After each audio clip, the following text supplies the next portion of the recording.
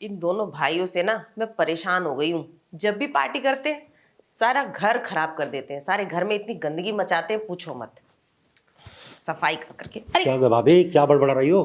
तुम भी पागल हो, कहीं भी छूने लग जाते हो तुम। अरे तो भाभी, इतना गजब बन के घूमने की क्या जरूरत है घर में?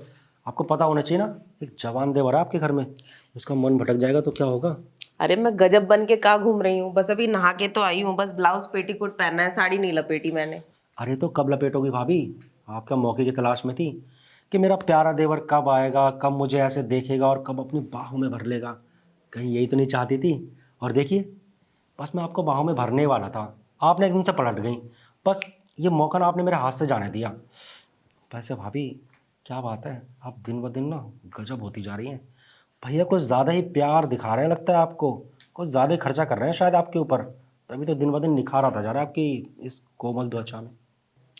अरे देवर जी, तुम ना बिल्कुल पागल हो चुके हो सच में। मैं ना झाड़ू लगा रही थी, बस मैं सोच रही थी झाड़ू लगा के ना साड़ी लपेट लूं, और तुम्हारा दिमाग खराब है, पता नहीं तुम्हारे मन में ना कौन से ख्याली पुलाव पकते रहते हैं। ऐसा कुछ भी नहीं है मेरे दिमाग में, ठीक है? चुपचाप से मुझे सफाई करने दो, तुम जाओ अपने कमरे में। कमरे में जाने के लिए तो आया हूँ भाभी, पर मैं अकेले नहीं जाऊँगा। मैं आज सोच के आया हूँ कि आपको अपने साथ कमरे में लेके ही जाऊँगा, क्योंकि भाभी, अब ये जवानी ना अकेले कटती नहीं है। अकेले कमरे में सो के ना मैं तंग आ चुका हूँ। अब मैं भी चाहता हूँ कि कोई मेरे साथ भी कमरे में सोने वाला हो, मेरे भी बालों में प्यार से कोई हाथ लगाए, जैसा आप भैया के बालों में लगाती हैं आप लोग। और भैया तो मेरे बारे में सोच ही नहीं रहे हैं कि एक जवान देवर जवान होता जा रहा है, जवानी ख़त्म होती जा रही है। ये नहीं कि कोई अच्छी सी लड़की देखकर इसके भी हाथ पीले कर दो। इन हाथों से ना कब तक काम लूँगा भाभी मैं? आप ही मेरे काम आ जाओ। अरे देवर जी, अब तुम्हारे भैया ही तुम्हारा ख्याल नहीं करते तो मैं क्या कर सकती हूँ? और मैंने उनसे कितनी बार कहा है देवर जी की शादी करा दो, उसकी उम्र हो चली है, जवान हो गया है लौंडा।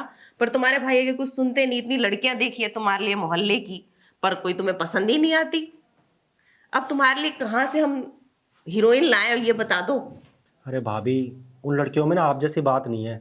मुझे ना बिल्कुल आप जैसी लड़की चाहिए, जिसके अंदर आप जैसे भर भर के जवानी हो, ताकि मुझे उसके अंदर मज़ा आए। ऐसे थोड़ी ना किसी भी लड़के से शादी कर लूँ। आप जैसे ही देखो, आप जैसे घर में घूमती है ना, तो ऐसा लगता है कि फूलों के बगीचे में घूम रहा हूँ आपको जब देखता हूँ तो। बस ऐसी कोई लड़की चाहिए भाभी मुझे।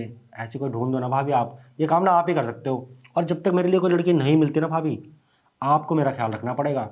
अब ना देखो भाभी, मैं अकेले कमरे में नहीं जाने वाला, मेरा ना बहुत मन कर रहा है। आप चलो ना मेरे साथ कमरे में।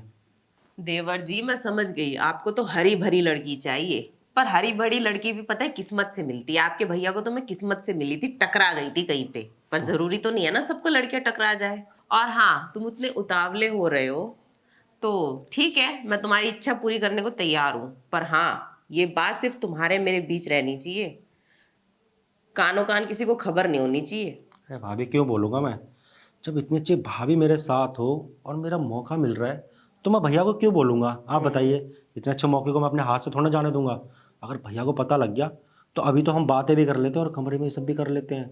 उसके बाद तो ना भैया आपके आसपास भी नहीं भटकने देंगे मुझे। अरे भाभी छोड़ो ना, बातों में टाइम वेस्ट नहीं करते हैं। कहीं भैया ने देख लिया ना तो काम खराब हो जाएगा। चलो ना भाभी। चलो।